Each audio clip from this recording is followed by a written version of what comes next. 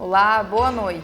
Na edição de hoje, vamos conferir a audiência pública realizada no Legislativo sobre violência contra crianças e adolescentes. A ideia da audiência pública ela surgiu justamente para que a gente pudesse proporcionar ainda mais um espaço de protagonismo para os nossos adolescentes e para que a gente pudesse ouvir deles, qual é a pauta deles em relação às situações de violência que ocorrem. Gilberto Silva de Freitas é homenageado com nomenclatura de rua no loteamento Campos Candatem.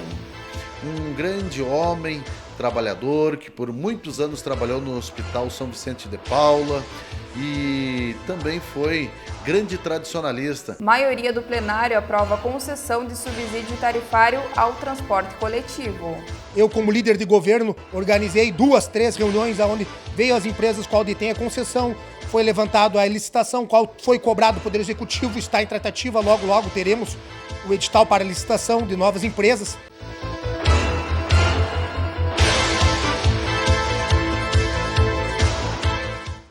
A Câmara de Vereadores promoveu uma audiência pública para tratar sobre a violência contra crianças e adolescentes. O evento, realizado juntamente com o Ministério Público, Prefeitura e demais entidades, faz parte da programação da campanha Maio Laranja. O prefeito Pedro Almeida e o promotor Júlio Balardim assinaram um termo de cooperação que cria o Fórum Permanente de Prevenção ao Fornecimento e ao Consumo de Bebidas Alcoólicas, Cigarros e Assemelhados na infância e na adolescência da cidade de Passo Fundo. O vereador Michel Oliveira destaca a importância da presença de jovens e adolescentes para debater esse assunto. Dia marcante, histórico hoje na Casa Legislativa. Uma alegria enorme receber toda a comunidade, como sempre, mas hoje em especial crianças e adolescentes e jovens, que esse termo foi formulado por eles mesmos, então isso mostra o protagonismo, mostra o interesse da nossa juventude, dos nossos adolescentes em estar acompanhando questões que envolvem diretamente a eles e, acima de tudo, mostra também que sim, que nós temos em Passo Fundo adolescentes e jovens que possuem uma instrução familiar, que pensam nos perigos que rondam a sua juventude, a sua adolescência, como tu bem falaste antes, a questão da bebida alcoólica, a questão das drogas, substâncias psicoativas, diversos outros riscos que sempre estiveram aí, que estão, e que hoje, na nossa cidade, nós temos enfrentado esse problema, e nada mais justo do que pensar política pública, pensar em ações aonde estes mesmos foram os idealizadores, Então, quando vem propostas nesse sentido, a gente tem que apoiar, nós temos que fazer as nossas encaminhamentos, as nossas botar as nossas ideias também, pela experiência. E hoje eu acho que o primeiro passo foi dado aqui com a criação desse fórum, implementar a participação ainda mais de outros jovens que não conhecem ou que não participaram desse processo, que possa servir de incentivo essa iniciativa para outros virem participar, que a gente possa estar mais aonde o jovem está, aonde o adolescente está, que é aonde? Na escola, nas periferias, nos bairros, nas vilas, nos projetos sociais. Não adianta eu, pegando o meu exemplo aqui, ficar no meu gabinete fazendo projeto de lei sem falar com a nossa comunidade, sem falar com o jovem. Então, a gente primeiro precisa pensar a proposta, conversar com o nosso cidadão e chegar num consenso de modo que agrade a todos. E agora fiscalizar para que isso se cumpra na prática. A coordenadora de Proteção Social, Josiane Chapuz, salienta que a audiência proporcionou um espaço para saber qual a pauta dos jovens em relação à violência. A ideia da audiência pública ela surgiu justamente para que a gente pudesse proporcionar ainda mais um espaço de protagonismo para os nossos adolescentes e para que a gente pudesse ouvir deles, qual é a pauta deles em relação às situações de violência que ocorrem.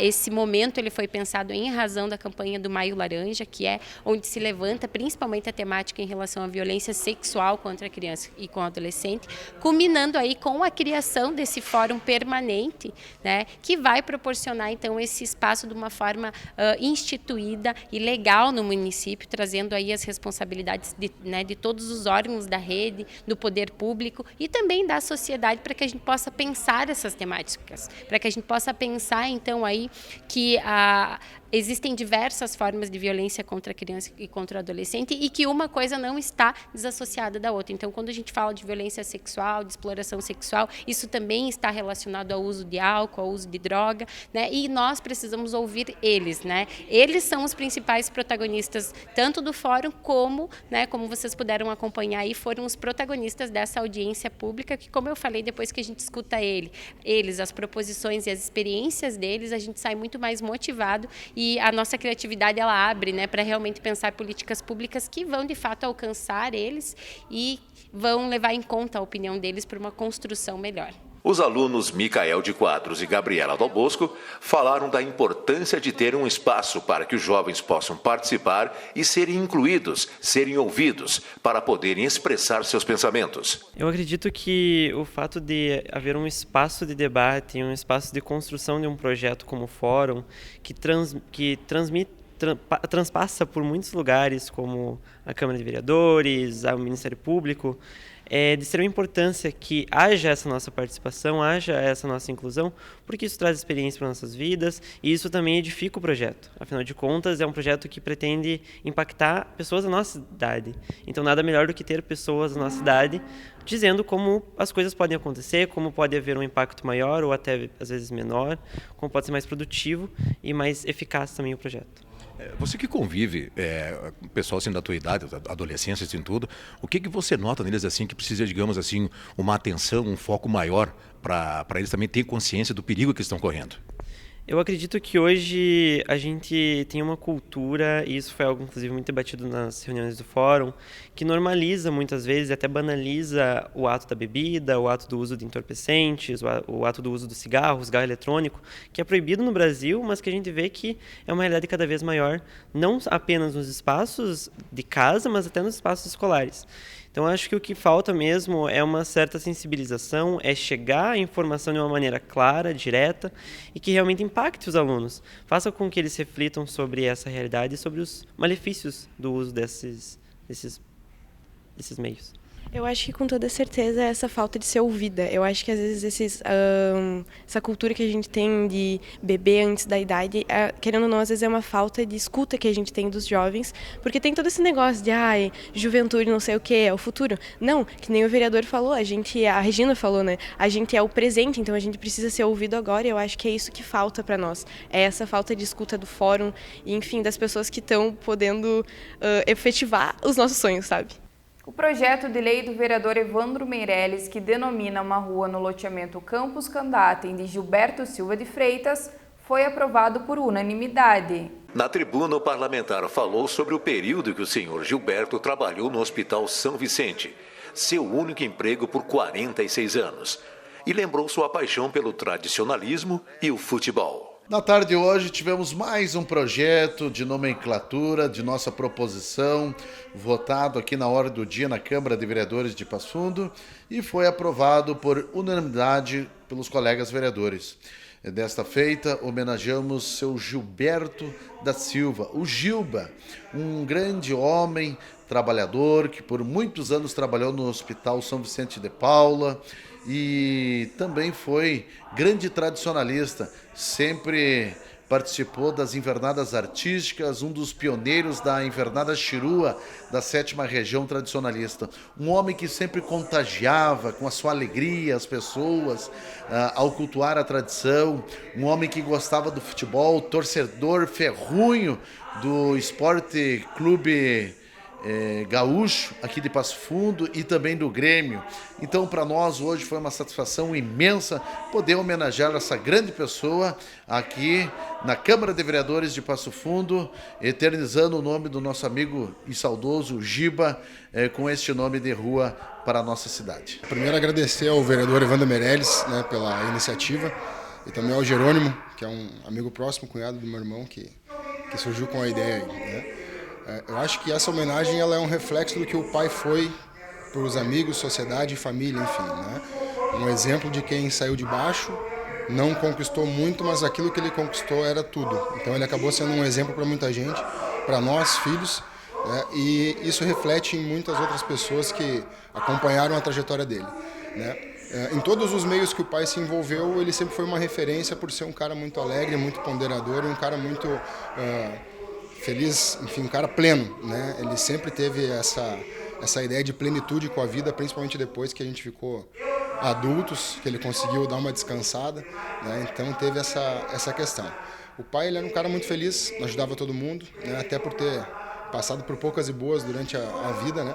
Então ele conseguiu atingir um número grande de pessoas aí com um bom coração que ele tinha. É uma emoção muito grande saber que o nome do teu pai representa algo para a comunidade, que ele deixou coisas importantes. Pode ser não para todo mundo, para um grupo pequeno, mas sim, deixou coisas boas, exemplos melhores, um cara honesto, com uma família que ama ele, é muito feliz. Não tinha ruim, né? Tu nunca via meu pai triste, tu sempre via meu pai sorrindo. Meu pai prezava sempre por ajudar o próximo, sem ter nada em troca. Era uma pessoa muito amada e muito admirada por todos. O projeto de lei que concede subsídio tarifário ao transporte coletivo foi aprovado em plenária. Todos os detalhes após o intervalo.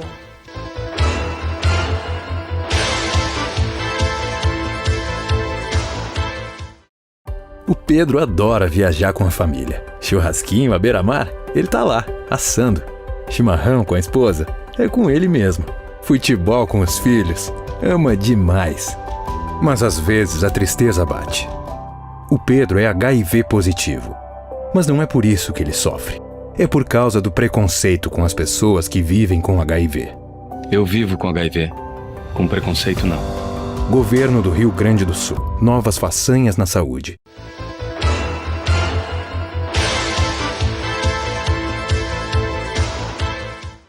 Foi aprovada pela maioria do plenário a concessão do subsídio tarifário ao transporte coletivo urbano. O objetivo do projeto é assegurar que o valor da tarifa de R$ 5,50 não aumente. O projeto de lei número 45 veio do Poder Executivo com a intenção de amenizar os impactos causados pela pandemia e a redução no número de passageiros. A estimativa do subsídio pode chegar aos R$ 9 milhões em 12 meses. De acordo com o líder do governo, este modelo já tem sido adotado por diversos municípios brasileiros, inclusive aqui no estado. O subsídio ao transporte público não é novidade do Brasil inteiro, Brasil afora, estado do Rio Grande do Sul, várias cidades, Lajeado, Caxias do Sul, Viamão, Porto Alegre e diversas cidades já existe esse subsídio ao sistema de transporte público, pois ele tem uma decadência e é diretamente proporcional. Quanto menos usuários utilizam, mais caro fica a passagem e realmente o transporte público é uma obrigação já prevista no artigo 6º da Constituição Federal. O projeto veio ano passado, não passou na casa. Os vereadores acharam que faltou alguns ajustes técnicos de maior clareza, trazendo maior condições de fiscalização do poder público. E então, realmente, o projeto retornou esse ano, dando tempo para os vereadores analisarem todo esse período. Ficou mais de 45 dias, onde eu, como líder de governo, organizei 2, 3 reuniões, onde veio as empresas qual detém a concessão, foi levantado a licitação, qual foi cobrado do Poder Executivo, está em tratativa, logo teremos o edital para licitação de novas empresas que querem deter a concessão do transporte público, e isso já auxilia, pois as empresas não têm realmente interesse a vir se elas não têm o subsídio, pois o sistema de transporte público ele é carente do subsídio hoje em dia, e isso não é novidade para ninguém. Então não reinventamos a roda, apenas colocamos em prática o que já está dando certo afora no Brasil e em outras cidades do nosso estado. Já a oposição afirmou que as informações constantes no projeto estavam desatualizadas. A vereadora Eva Valéria Lorenzato apontou ainda o sucateamento do sistema. Se não existem informações, se os dados que constam do anexo do projeto, eles estão desatualizados, inclusive dito pelo próprio promotor público do MP, que são baseados em dados desatualizados, que não temos dados de 2023, como que nós vamos ser favoráveis? E, para além disso, eu quero deixar claro aqui para a nossa comunidade que nós fizemos a nossa parte. Eu, enquanto vereadora, enquanto membro da comissão da CPDUI, né, de Patrimônio e Desenvolvimento Urbano e do Interior, nós ouvimos a comunidade, eu fui em loco, eu acessei o nosso transporte público, eu fui para as paradas de ônibus escutar a opinião dos usuários e eu te digo com toda certeza, eu me surpreendi com o sucateamento de um serviço público que é o transporte coletivo do nosso município. Os ônibus são velhos, as paradas de ônibus nem se fale, não dão um mínimo de dignidade para os usuários que têm que aguardar até chegar o seu ônibus. Os nossos veículos aqui de Passo Fundo não têm acessibilidade, as pessoas com deficiência não conseguem garantir um direito que inclusive é constitucional, né, de ter acessibilidade nos ônibus. Nós fomos visitar outras experiências em outros municípios, inclusive fora do estado, estudamos, pesquisamos e é impressionante a qualidade no transporte que outros municípios têm, que já estão discutindo, inclusive, tarifa zero, porque uma cidade que quer se desenvolver de forma sustentável, ela tem que investir num transporte público de qualidade para a sua população, porque senão acontece o que eu ouvi nas paradas, os usuários aguardando transportes individuais. Com a aprovação do texto, as duas empresas responsáveis pelo sistema de transporte coletivo irão receber o subsídio conforme o número de passageiros. A Codepas transporta 22% dos usuários e a Coleurb é responsável por 78%. Com a aprovação do projeto reencaminhado pelo Executivo sobre o subsídio às empresas do transporte coletivo, a Câmara de Vereadores demonstrou compreensão da importância do transporte público, que é um serviço essencial e do qual dependem os demais serviços essenciais. A Coleurb reconhece como de extrema relevância o debate sobre o assunto, pois a comunidade precisa estar bem esclarecida. E aproveitamos para salientar que é objetivo da empresa, quando possível, investir em tecnologia e melhorias gerais no serviço. Mas, de fato, o momento é de olhar para as prioridades que vão assegurar a operação e a sustentabilidade da empresa. Veja agora a manifestação de outros vereadores momentos antes da votação. As pessoas entenderam, em sua maioria, 63%, que uma passagem justa seria R$ 13,50. 30%, R$ 4,50. A avaliação do serviço de transporte urbano de Passo Fundo, em torno de 90% consideraram ruim, péssimo, regular. E 88% das pessoas não concordam com a transferência dos recursos às empresas sem qualquer contrapartida efetiva para a melhoria do serviço de transporte.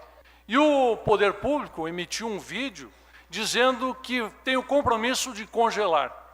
Na verdade, ele vai congelar uma tarifa alta e vai congelar um péssimo serviço. O aumento do IPTU tirava o dinheiro do povo, mas ficava na prefeitura. Esse é um pouquinho pior, porque ele tira o dinheiro do povo e dá para uma empresa privada. E tantas outras coisas que está necessitando em Passo Fundo e não acontece. Tem tantas outras cidades que deram esse subsídio. Mas tem contrapartida. Tem, por exemplo, Santa Maria, Porto Alegre, Novo Hamburgo, que eu já citei, várias.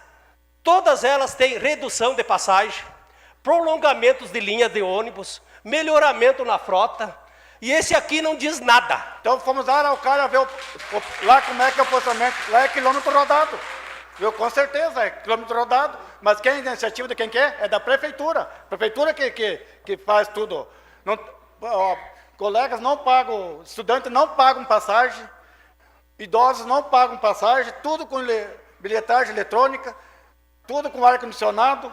tudo com biometria, desempregado também não paga passagem. Aqui em Passo Fundo, aqui vou citar 10 cidades aqui, ó. A nossa é a mais cara do Brasil aqui, ó, no nosso estado.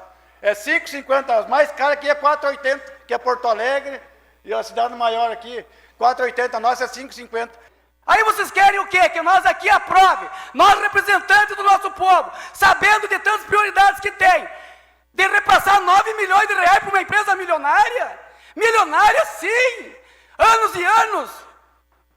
Compraram fazendas, compraram edifícios.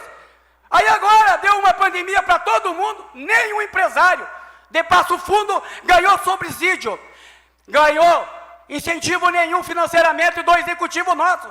Se ganhou foi a nível federal e não aqui. Então não adianta o vereador vir aqui distorcer aqui. Então é essa a nossa peleia, a nossa luta. Nós temos dezenas de prioridades. A 300 metros daqui, vocês conhecem a situação, tem crianças, famílias morando no meio da rua praticamente, no lado do Bourbon ali. O executivo só não enxerga porque o prédio da Coliurb está na frente. O parágrafo único do artigo 3º diz: para fins de controle social e de transparência, o Poder Executivo deverá disponibilizar um link específico para que tudo que for de subsídio seja de forma transparente e acessível para toda a população poder controlar. O artigo 7º, para concessão do subsídio que trata esta lei, as empresas concessionárias deverão prestar um serviço com eficiência, respeitados os horários e itinerários pré-pandêmicos. Isso é contrapartida. Artigo 9º. Os valores repassados às empresas deverão fazer parte como receita extraordinária da planilha de custos. E isso é uma grande novidade. Transporte coletivo é um relógio que gira ao contrário. Se eu perguntar uma capital aqui para algum colega, com certeza essa mesma capital já recebe subsídio. Só Passo Fundo que ainda não recebe. Não recebe. Então, para que se discuta tarifa zero, possibilidades de redução da tarifa, melhoria no transporte coletivo, melhorias nos horários, retomada de horários, sim, é necessário votar sim ao transporte coletivo. E principalmente você que está me escutando, foi construída uma narrativa que não é verdade. Não caia, abre o olho. Eu estou à disposição para prestar contas desse posicionamento e do outro para qualquer um aqui. Pode me procurar pelas redes sociais, quero conversar com os senhores. E o Jornal da Câmara de hoje fica por aqui. Obrigada pela companhia e uma ótima noite.